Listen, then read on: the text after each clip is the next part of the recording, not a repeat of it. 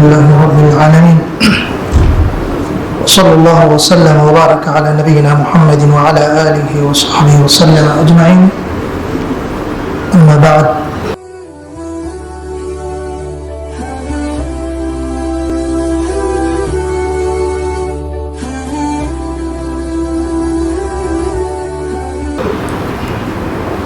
walaalayaal mawduuca aan wax ka tiyaabanayno haddii lahaydna waa dhiigga muslimka iyo sida loo ilaaliyey oo shareecadu u ilaalisay oo uu macsuum u yahay oo aan la daadin karaynin ilaa xaalaad naadir ah oo shareecadu markaa mansuusku ah oo ku cad in lagu daadiyo mooye. mawduucaas iyo 20 daqiiqo isma laha. mawduucaas iyo 20 daqiiqo ma aysan laha. waqtigaan haysta 20 daqiiqo weeye insha allahu, laakiin bal wixii aan kari karnaan wax ka leenahay. waana mawduuc runtii dadku aad u yaqaanaan, og yihiin. way yar tahay qof qangaara oo waxgarada oo aan ogeyn qofka kale dhiiggiisa inuu xaaraan ka yahay oo Soomaali ah. waxaan u malaynayaa way yar tahay, laakiin waxaa ku xambaara waa shahawaad iyo shubuhaad yaa ku xambaara in naf macsuuma oo kolkaa la gooyo. marka insha allahu wixii aan kari karnaan ka leenahay haddii lahayd. awalan, dhammaanteen waxaan rabnaa inaan wada ogaano waxyaabaha shareecadu ay ilaalisay culimadu ay yidhaahdaan alkuliyaat alkhams ama aldaruuraat alkhams. 5 shay oo shareecadu ay xifdisay oo ay ilaalisay waxaa ka mida nafta ruuxa muslimka ah, ruuxa bani aadamka ah. waxay culimadu yidhaahdaan waa 5. الدين بأبو هرية. موضع لبض وحوي النفس. 7 وحوي العرض أو النسب، ترك شرفك قفك. 4 وحوي العقل، دينت وحيابه إلى نساء عقلك كاملة قفك إليه. 5 waxa weeye almaal. yani 5 shay waxaa la yidhahdaa alkuliyaat alkhams. waxyaabaha shareecadan ilaahay subxaana wa tacaala u soo dejiyey inay ilaaliso waa 5taas iyo wixii ka farcana. wixii kale oo idin waxa weeye waa idinay ka farcanayaan. marka 5taas waxaa ka mida annafs. marka naftu diinta islaamku way ilaalisay. la iskama goyn karo, laguma ciyaari karo, laguma xadgudbi karo. ama xadgudub jus-i ah ha noqdo ama xadgudub kulli ah marka ha noqdo. walidaalika ratabat calayhi lqisaas. haddii naftaa lagu xadgudbo ama si jus-i ha loogu xadgudbo oo qaybeed ama kulligeedba ha lagu xadgudbo, waxaa ka dhalanaya qisaas baa ka dhalanaysa iyo wixii kale iyada hoos yimaada oo ama diyadii hadduu dilku khata yahay iyo wixii lamidkaa, ama hadday diyatul atraaf noqoto labadaba. ilaahi subxaanahu wa tacaala aayado cadcad oo muxkamaad ah. almuxkamaat huna umu lkitaab. aayadaha asalka u ah diinta tan ee muxkamaadka ah buu ilaahay subxaanahu wa tacaala kaga hadlay. qaybo ka midaan soo sardinaynaa, waana wada taqaanaan.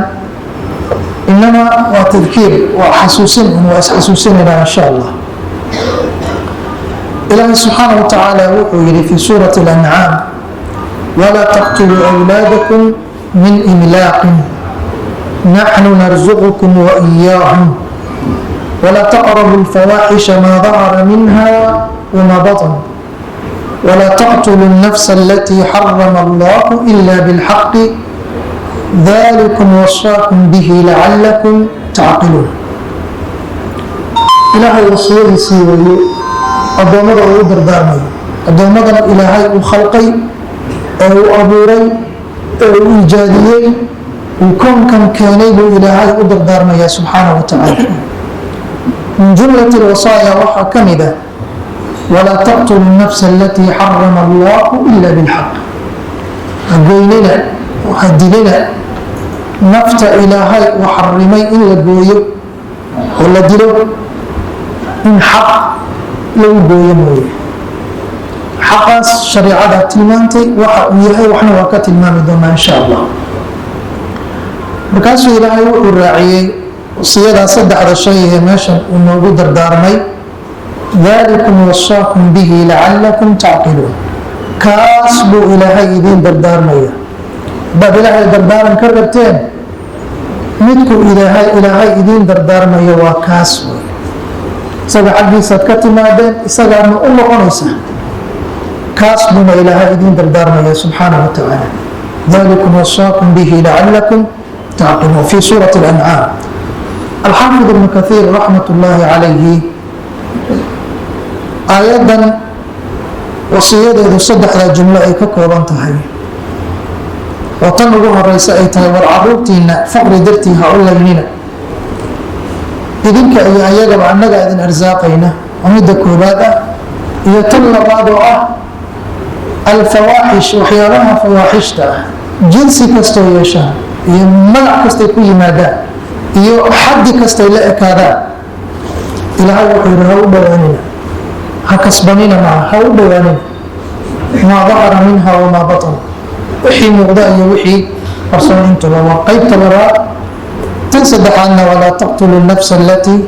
xarama allahu ila bilxaq. aayaddaas alxaafid ibnu kathiir markuu sharxayay raximah llah waxa uu yidhi wahada mima nasa tabaaraka wa tacaala cala alnahyi canhu ta'kiidan waila fahuwa daakhilu fi nnahyi can alfawaaxishi maa dahara minha wamaa batan. wuxuu rabaa inuuna dareensiiyo walaa taqtulu nafsa alatii xarama allahu ila bilxaq. aayadda booska ay ka dhacday macnaha ay ku leedahay, naxalka ay ka dhacday aayadda macnaha ay ku leedahay waxaa ka horeeya walaa taqrabu alfawaaxisha maa dahara minha wamaa batan. dilku faaxishadu ka mid yahay. dilka waxyaabaha foosha xun oo sharciga ku xun oo caqliga ku xun oo riximka ku xun oo dadnimada ku xun buu ka mid yahay. waa laga soo hadlaya waxaa la yidhi ha u dhowaanina fawaaxishtaas, tan muuqata iyo tan qarsoon intaba. marka kadib uu ilaahay si gaara u tilmaamay. marka alxaafid ibnu kathiir faham dheer oo meesha ka fahmay uu noo soo gudbiyey waa fahamka aan rabno inaynu wada ogaano. oo wuxuu yidhi arrinka kan walaa taqtulu nafsa alatii xarama allahu ila bilxaq wuxuu ka mid yahay waxyaabaha ilaahay nas ahaan uu ugu tilmaamay aayadda oo uu ku tilmaamay weliba cala alnahyi canhu ta'kiidan, reebidda la iska reebay in la sii adkeeyo. wailaa nafta in la gooyaa fahuwa daakhilun fi nnahyi can alfawaaxishi maa dahara minha wamaa batan. nafta in la gooyaa waxayna ku jirtaa munkarkan faaxishada la iska reebay bay ku jirtaa. limaada nasa allah calayha khaasatan. ilaahay muxuu si gaara ugu khasisay fi dikri, xagga xuska maxaa ilaahay si gaara ugu khasisay, maxaa cumuumka loogu dayi waayey oo ahmiyadda ay leedahay. waxaa lagu tusinayaa reebidda la reebaya inuu yahay mu-akad aad u adag. marka taasi mid weeye waa dardaaranka ilaahay subxaanahu wa tacaala. aayadda labaad aan soo qaadanayna waxa weeye ilaahay subxaanahu wa tacaala qowlkiisa fi suurati alfurqaan marka ilaahay addoommada suusuuban ee wanaagsan ee allah raxmaanka addoommadiisa ah wasbigooda iyo tilmaamahooda markuu ka hadlayay ilaahay wuxuu yidhi waaladiina laa yadcuuna maca allahi ilahan aakhara walaa yaqtuluuna annafsa alatii xarama allahu ila bilxaqi walaa yaznuun. addoommada cibaaduraxmaan ee allah raxmaanka addoommadiisa saxda ah waa kuwa ilaahay subxaanahu wa tacaala cid kale aan la caabudaynin, ama ha baryeen ama ha u sujuudeen ama ha u gurguurteen ama ha tacdiimiyeen ama waxay doonaan ku sameeyeen. aladiina laa yadcuuna maca allahi ilahan aakhara, cid kale aan la caabudaynin. waxaa lagu xijiyey walaa yaqtuluuna الnafsa alatii xarama allahu ila bilxaq ee aan gooynaynin yani nafta ilaahay uu xarimay xaq in lagu gooyo mooye waa siyaaqa aayadii hore lafteeda wa walaa yaznuun oo aan zinaysanayn cibaad الraxmaan wasfigooda taasaa ka mid a idan min wasfi cibaad الraxmaan baad rabta inaad isku tiriso allah raxmaanka addoommadiisa saxda ah oo ilaahay leeyahay ee u hogaansan waa inaad tilmaantaa qaadato wa waa inaad ilaahay cid kale la caabudin subxaanaه wa tacaala biayi ariiqi cibaadadu ku timaado walidalika cibaadada macaani badan bay ku timaadaa lidalika carafuu bacdu ahli اlcilmi التdلل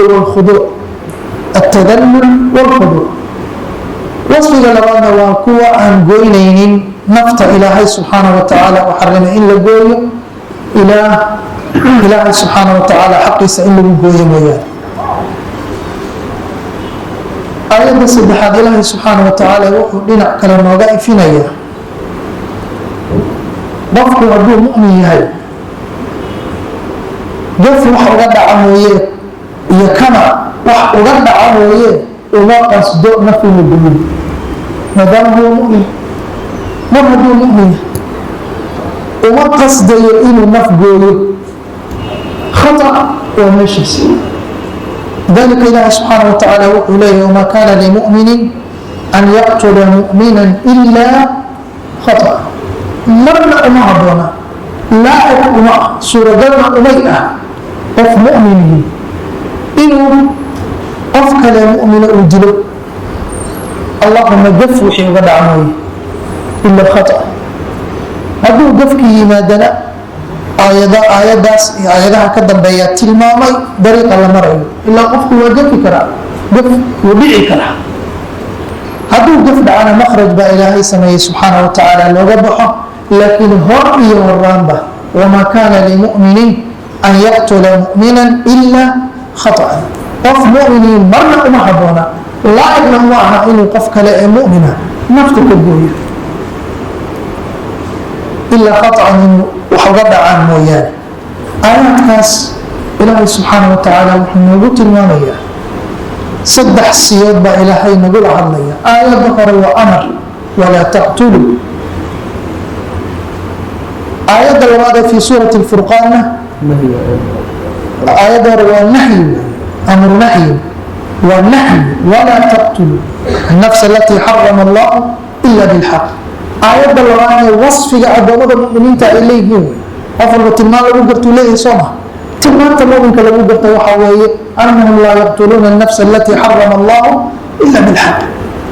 aayadda yani saddexaadna waxaa weeye marnaba laaciq ma ah maba ku suuroobi kartaa qofka mu'minka inuu qof kale mu'mina u dilo ilaa khata mooyaane nabiga calayhi salaatu wasalaam nusuusta markaan u nimaado axaadiista ah aayadku marka way fara badan yihiin qaybun baan ka soo qaadanayna insha allah waxaa nabiga ka sugan calayhi salaatu wasalaam min xadiid ibni mascuud cinda shaykhayn bukhaari muslimku bay waranayaan nabigu calayhi salaatu wasalaam inuu yidhi laa yaxilu damu mri'in muslimin yashhadu an laa ilaaha ila allah wa annii rasuulu llah yacni xalaal ma ah ma banaana ruux muslimaiyo hogaansamaya alle isu dhiibay oo weliba yashhadu an laa ilaaha ila allah wa annii rasuulu llah qiraya allah xaq lagu caabudaa inuusan jirin allah waaxidkaa mooye aniguna rasuulka ilaahay inaan ahay qiraya shaksiga caynkaas ah damkiisu xalaal ma ah ma banaana ciddii marka ku xadgudubtaa waxay ku xadgudubtay waxaan banaanayn xurumaadkii ilaahay uu ka xarimay bay jabisay laa yaxilu xalaal ma ah ilaa biixdaa alaain saddex xaaladood midood mooyaane waa ilaa bilxaqigii aayadihii ay tilmaameen xaq in lagu gooyo mooyaane bay wax ka mida xadiidka uu tilmaamaya annafsu binafs naf loo gooyo qisaasan haddii qofkii ruux uu dilo camdi uu u dilo waa la qisaasaya naftaa maxaa lagu gooyey marka xaq baa lagu gooyey liannahu qisaas baa loo dilay ilaahay baa subxaanahu wa tacaala amray in la isqisaaso كتب عليكم القصاص في القتلى إلهي أمر سبحانه وتعالى مركز حق بالله طلب روحه يا ثيب الزاني والثيب الزاني وقف الجور كسومري أحد الزنا بيكون عليه رجل الدمر متكون مقدر يسجن والدين ولما الصورة هي الصفة جارها اللودي ليا أو شريعة أمرته لأنه هو عنصر فاسدة وفاسد وهو مفسد أيضا مدن وفسادنا لأن الجور حرام وصعق وحكسر ردمي أبدو مركا على تراق وسمايا مركا كذب وحاول يسلم الصفة جارها كلك اللودي كان صدح روحه والبارق من الدين التارك للجماعة وقف الدين في كسب الإسلام مركو مسلمي كذب الدين في الإسلام ككبح وكسبت وما شور لها هذا لا أعرف ما شور هذا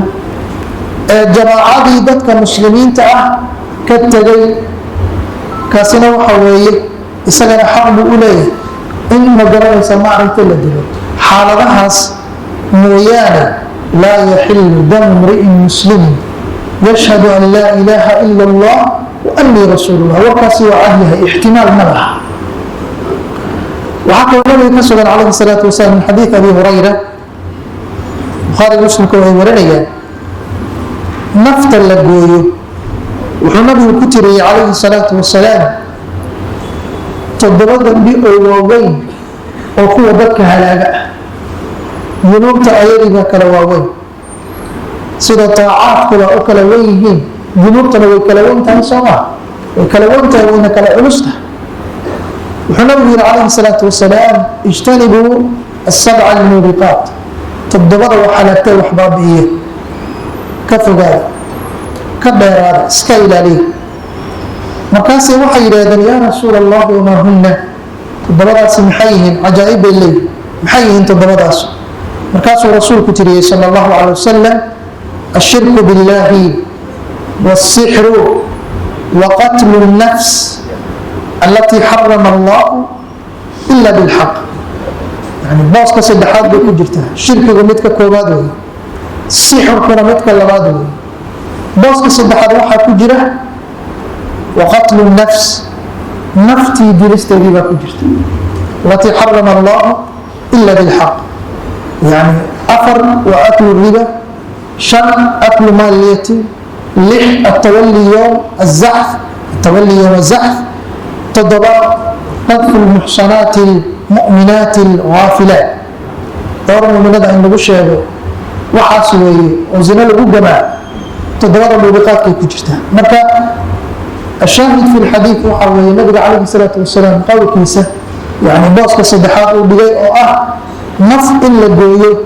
ee xaqdarro lagu gooyo waxay ka mid tahay toddobada dambi ee waaweyn ee qofka halaagtay baabi'inaysu ka mid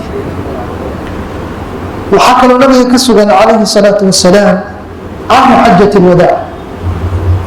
xadiidkii rag badan oo saxaabadii ay wariyeen laakiin xadiid abi bakrata nufayc ibn xaaris baan hadda u jeedaa nabigu calayhi salaatu wasalaam saxaabada wuu su-aal buu marka hore weydiiyey bal si waxa uu sheegi doono ay u weeleeyaan macalinka fiican waxaa lagu yaqaanaa ardada intibaahoodu marka hore soo jeediya dareenka ardadu marka hore isku soo jeediya siyaabuhu u soo jeediya waxaa ka mid a inuu su-aal weydiiyo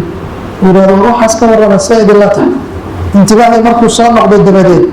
waxa muhiimka uu rabo inuu sheego markaa inuu u sheego nabigu calayhi salaatu wasalaam istakdama hadii ariiqa bihadii ariiqu adeegsaday wuxuu yidhi maalinkaasna waxaa la joogaa yowmu naxrigii baa la joogaa waa maalinta dilxija ay 10 tahay mina la joogaa markaasuu nabigu wuxuu weydiiyey calayhi salaatu wasalaam saxaabadii atadruuna ayu yowmin haada ma garan kartaan maanta maalinka ay tahay maanta waxay tahay ma taqaanaan طبعا أدبكي الصحابة رضوان الله عليهم إلهي بيقول علينا وذلك الله ورسوله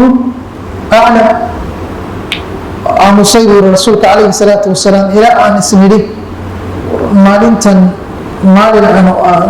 أن هاي مقعدي مقعن هاي مي رسولك شيء دون عليه الصلاة والسلام كاسو مرضا بوحوري أليس يوم النحر ميان هاي مالين يوم النحر مركز سيرا بلى ها يوم النحر يقول هاي وحي موضي الوحي جيبا دقيو المضع كلا كلك الذي دون مليني مركاسو هذا النبي يقول عليه الصلاة والسلام أي شهر هذا بشة أنجر بشيء مركاسو سيدي كلا يرادين الله ورسوله أعلم مركاسو رسولك عنه صلى الله عليه وسلم إلى أن مليني يقول لكم مقعابدون مقعدي مقعانهين مركاسو رسولك يقول عليه الصلاة والسلام مقرأ ساميان هين أليس ذا الحج ميوسن هين بشد الحجة سوما مركاسو إلى البلد مركاسو هذا لوحي ويديي بلدك كان وبلدك أي بلد هذا انت سوق ربا انتباه وذين سوجدي سي مسألة أوليس كله الربا وشهد أولية انت مركو بميي وعن انتباه وذي سوجدي وعن يبينهم برسولك عليه الصلاة والسلام وحاول فإن دماءكم وأموالكم عليكم حرام كحرمة يومكم هذا في شهركم هذا في بلدكم هذا إلى يوم تلقون ربكم يعني ديجين إيو مالكين وإذا كان وحي كدريان عرضين في رواية ابن عمر فإن الله حرم عليكم دماءكم وأموالكم وأعراضكم ديجين إيو مالكين إيو عرضين الشرفكين حرام بو إذن كيه يعني قيبتين بقيتك على حرام بكيه أو حرمة أوليه لصدح هذا يسيب واحد حرمة أوليهين سيدا مالكي من كان حرمة أوليه وهو يوم بالحجة يوم العاشر يعني وهو يوم العاشر يوم الحج الأكبر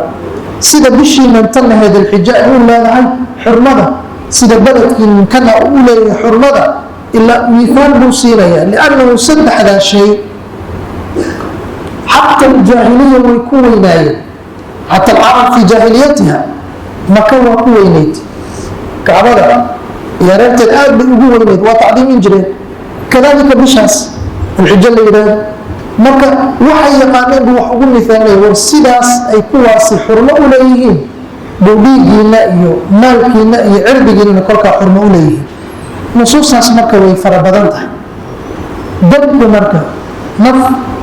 من هذا أمام مسلم هذا إن إيجي للا بابيه وحرام شرع طيب حبي قفكي أولي نادو اقترافه بحاسو بيه محولي طيب أنسي سريع ودرسيه إن شاء الله قاتل العمد ماذا يلقى من ربه سبحانه وتعالى قفكي هدو قفد له أو لكا أود له وقطع ما وصنهين عمد أولي محا سبية وحا سبية محيه لما وحنا سبية وحنا وحا الدنيا دوشة لكو سبية وحنا وحا سبية أخيرات الدنبي حدوصا بريق للغطة وبتكيني لها دوصا مريض إله سبحانه وتعالى وكهل وعور ومن يقتل مؤمنا متعمدا فجزاؤه جهنم روح قف مؤمن أدل عندي ولكع أدله ما قرأنا الطريقة وكنت وبتكيني لها عمو اسكو بقي لهانا أن مرين قف كاسي فجزاؤه جهنم وابتعى بالمرين تيسو جهنم أول والعياذ بالله طلبت خالدا فيها ووقوع عليها طبعا يعني هدو غطا موحدها مكوارا يعني سمية مسألة الله لكن وعيدك انتم لأيها فيرية خالدا فيها سدح وغضب الله عليه إلهي لا أعرانا يا سبحانه وتعالى روح إلهي وأراضي محاكة فلسة أخر ولعنه إلهي هم لعنة بي نحرستي سوطن بك دارين يا سبحانه وتعالى شر وعد له عذابا إلهي عذاب الديارية جهنم على صوت المامي أقول مقرنا فجزاءه جهنم بالليل هذا وحى ليل وعد له عذابا نوعية عذاب دار إلى يتبقى كقرنا يسامي الشخص هذا اللي عذاب التي سيبها للسفية مدير ما هو عظيم أول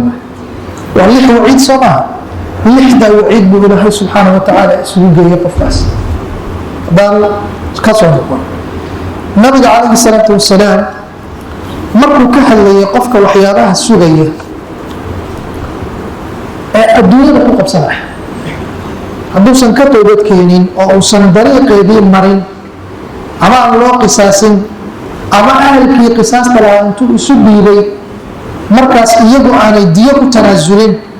iyo wixii raacaya kafaaraadka dariiqaas hadduusan marin adduunyada korkeeda maxaa ku sugaya adduunyada korkeeda waxaa ku sugaya horta ciriiri adduunyo inuu galo ciriiri adduunyo inuu galo nabiga waxaa ka sugan calayhi salaatu wasalaam فيما رواه البخاري رحمه الله لن يزال المؤمن قف المؤمن كي كزول ما في فسحة من دينه ما لم يصب دما حرام قفك يعني مؤمن كأه دين كي سير واسع ما كجسوجي بين الله يتحقق قلبي واسع كيه بين الله يتحقق دقنك يأمن لي شعورك واسع كيه haddii ma garanaysa maaragtay dhaqankii akhlaaqiyaadkii wixii lamidka waasac inuu ka yahay qofka muslimkii ama mu'minkii ka zuuli maayo fii fusxatin min diini inuu ku sugan yahay maa lam yusib daman xaraaman inta uusan asirin dhiig xaraama maalinta dhiigga u gala ciriiri buu gelaya waad aragtay hadda adduunyada ma uga naqaan qofka dhiigga markuu galo markiiba walwal baa ku dhalanaya sooma meeluu istaagu horta weynaya meel istaagiy ama waa inuu cararo oo meeshii uu ka cararo ama waa inuu ciidan samaysto staff inuu samaysto sababa mid la arkaya ha noqdo ama mid qarsoon oo aan la arkaynin ha noqdo isagoo dhan waa fiigtaan niyaad male oo dhaqan male oo dhagihiibaa taagan oo mar walba wuxuu isleeyahay goormaa lagu iman doonaa maxaa inkaasoo ciriiriya geliyey dhiigga oo galay soomaalida marka way taqaanay dhaqankii fiicnaa markay ku dhaqmi jireen dadku waa tilmaami jireen qofka dhiig galay hebel dhiig buu galay wuxuu la ladi la'yahay oo uu la degi la'yahay inkaa baa ku dhacda dhiig horuu qabaa soo saas lama yidhaahda dhiig horuu qabaa waa naskaasay ku taaganta fusxatin min diinihi maa lam yusib daman xaraama hadduu dhiig xaraamo galo khalaas qofkaasi kolka waa ku daya waxyaabaha sugayaba waxaa ka sugan ابن عمر رضي الله عنهما وارضاه فيما يرويه البخاري معلقا ابن عمر وحقيري والنبي لبقني عليه الصلاه والسلام ولما ذكر السنه آت النبي حفظيه وحبضن بها يعني أبيها إيك مركو كهنا يوحيري إن من ورطات الأمور التي لا مخرج لمن أوقع نفسه فيها صفق الدم الحرام بغير حله وحيابها قفت معطبة كل ده ومشاكلك كل ده ومشاقة كل ده وببعتبه كينا ولا الذي واي أو لا يواي أو لا سواي وقتا أنا الورطة كل عرس ولا غيرها ورطات وصنقفك من عقد بحكريني أبو كبرى وأعتمد بوري صفق الدم الحرام بغير حله إيه حرام دادنتيسا أو شيء حلال عين كلك لو داديو ورطاء قفك نفتيسا مقرنسا يعني قلنا يوم أو وصل مخرج وحي لينين بكمت وحيانا مركب المسكي هذا الدنيا ده أنكو أرقنا واحد وقفك هدو بيقرأ مشاكل كيسو كلك وبرانيا حتى هدو من دي لهرو أهنجري من هدو بيقرأ وحوالي خلاص عينين بيقرأ وحلقوا ما يوحن laga sheekayn karin oo dhan marka walaalayaal dhiigu waa xaraam wadawna inuu xaraam yahay aad la isaga ilaaliyo waxyaabo badan baa marka dadka ku kalifa inay qofkii uu magaranaysa ama dhiig uu galo walciyaadu billah ama uu ololay arrimahaas marka khatar waaye qofku asagoo dhiig inuu qabo is-ogeyn buu dhiig qabi karaa maxaa ka mid a waxaa ka mid hadduu ololayo dhiig daadashadii hadduu ololayo gaarigii baa dirinaya ololuu gelaya lacag aruuris buu gelaya wiilashii isku dabaridkoodii buu gelaya gaadiid buu diyaarinaya raashiin buu gelayaa hantidii buu bixinayaa dhakhaatiir buu dirayaa dawadii buu gelayaa kullu haada muxuu intaasoo dhan u samaynayaa si wiilashaas xaggiisa ka dagaalamaya intay u qawiyeystaan dadka kale dhiigooda u baahiya markaasoo mushaarig maaha wuu la wadaagaya marka waa khatar waxyaabahaas waxyaabaha maanta annagana runtii aad yani noogu badan waaye waxaa nabiga ka sugan calayhi salaatu wasalaam min xadiid abi saciid alkhudri wa abi hurayra cinda tirmidi rasuulku inuu yihi sala allahu calayh ali wasalam low ana ahla asamaai walard ishtarakuu fii dami mu'minin haddii yani ahlu samaha iyo ma garanaysaa iyo ahlu ardaha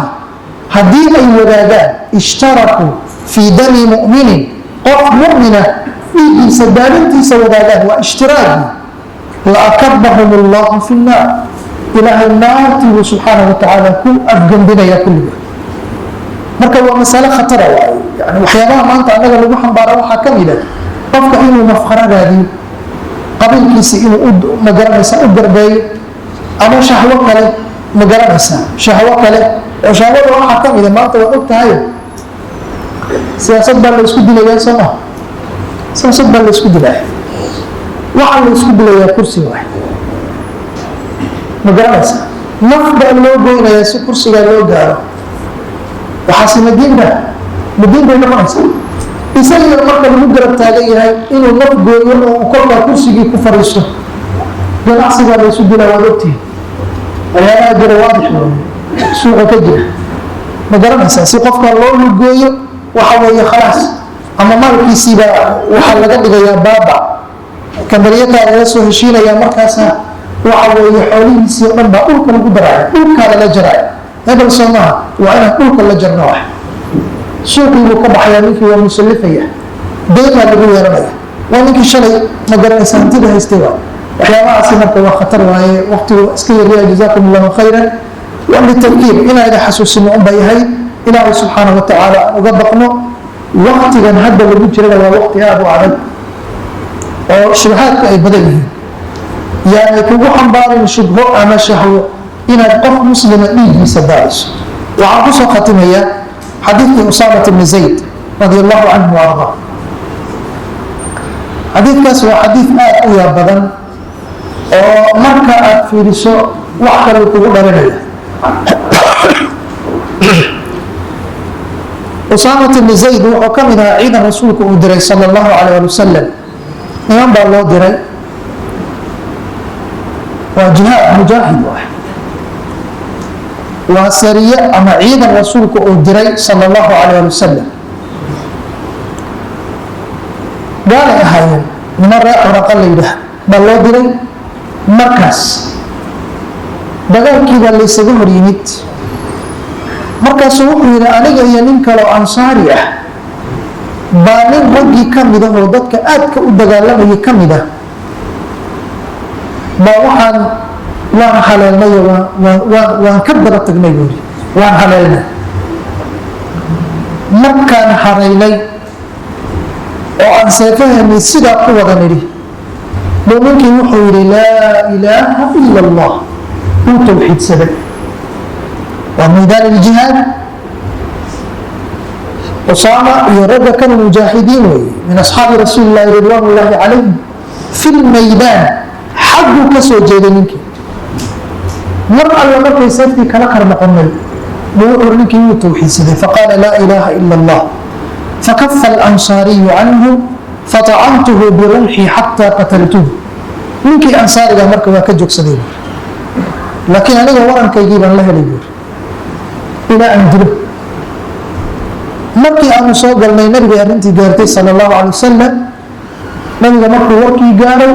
usaama uu yeeray faqaala yaa usaama aqataltahu bacdama qaala laa ilaaha ila allah warma waxaad dishay markuu tawxiidsaday kadib markaasaa waxaan idhi buu yidhi yaa rasuula allah yani kaana mutacawidan ninka tawxiidka dhabka ma ahayne waa magansanay